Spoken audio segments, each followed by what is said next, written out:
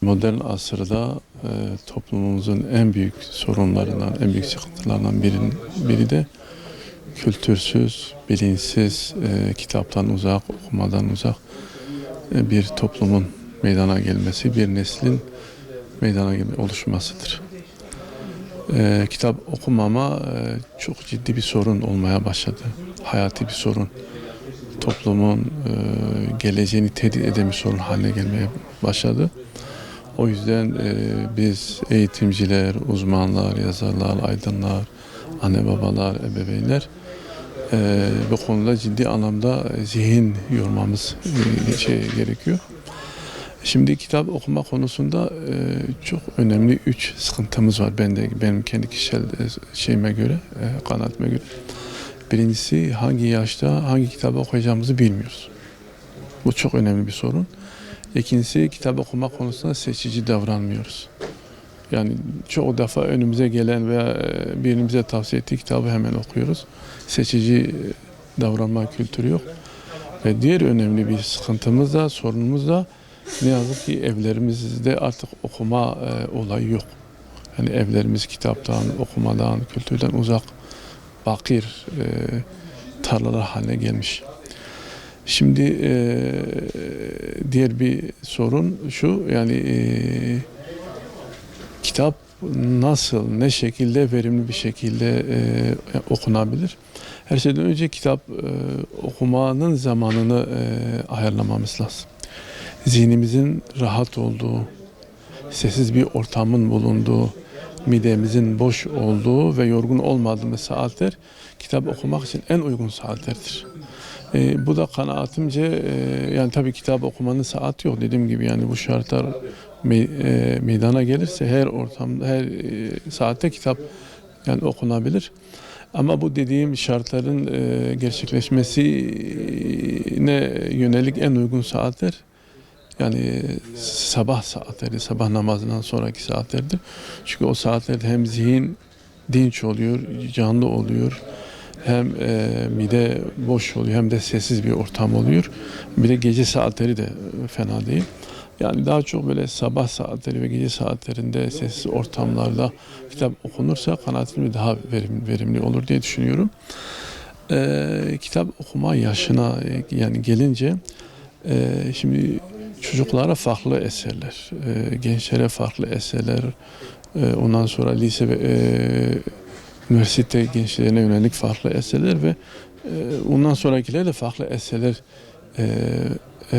okutmak lazım.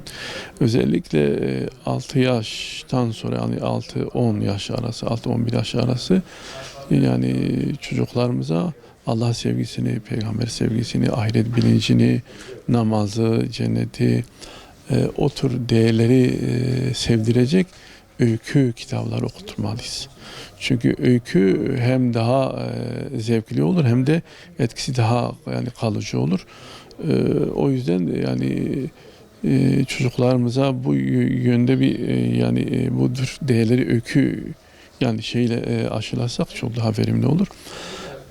Belli bir yaştan sonra özellikle yani lise ve üstü yaşlardan sonra da daha böyle birikimli, daha bilinçli, daha derli toplu bir aşılayacak eserler okumamız lazım.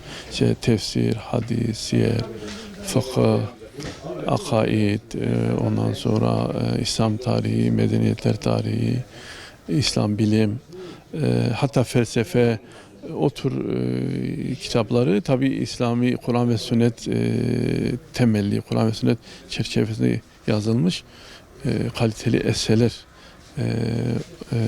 okutmamız lazım. Tabii ondan önce de kitap aşkını, kitap sevgisini aşılayabilmek için roman da okutmamız lazım.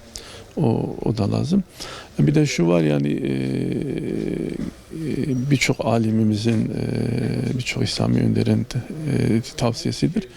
Toplumun ciddi anlamda inşası için gençlerimizin bazı alanlarda uzmanlaşması lazım.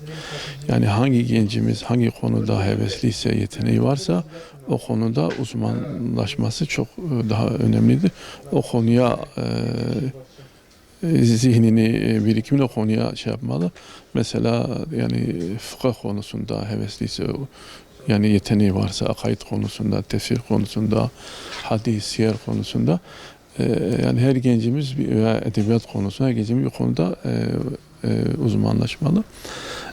Bir de şu var yani kesinlikle seçici olmak zorundayız. Yani önemli olan çok okumak değil, verimli okumak.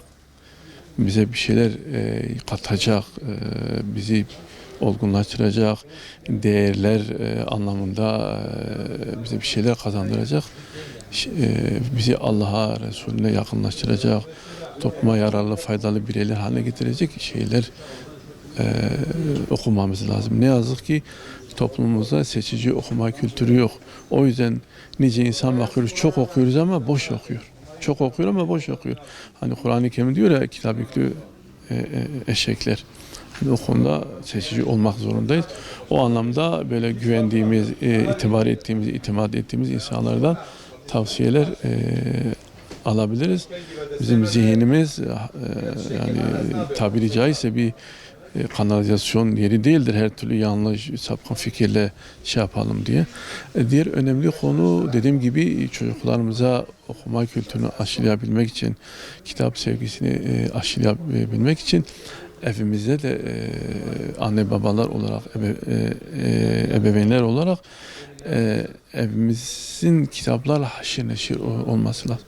Her evde bir kitaplık olmalı ve kitap okuma saatleri ayarlamalı. Yani çocuklarımızla birlikte kitap okuma saatlerini şey yapmalıyız ve evlatlarımız, yani çocuklarımız bizim elimizde sürekli kitaplar görsün. Ki kitaba olan sevgisi olsun. Yani kitap sevgisi küçüklükten başlıyor. Çocuk evde kitap görünce, anne babasının elinde kitap görünce kitaba olan sevgisi artar diye düşünüyorum.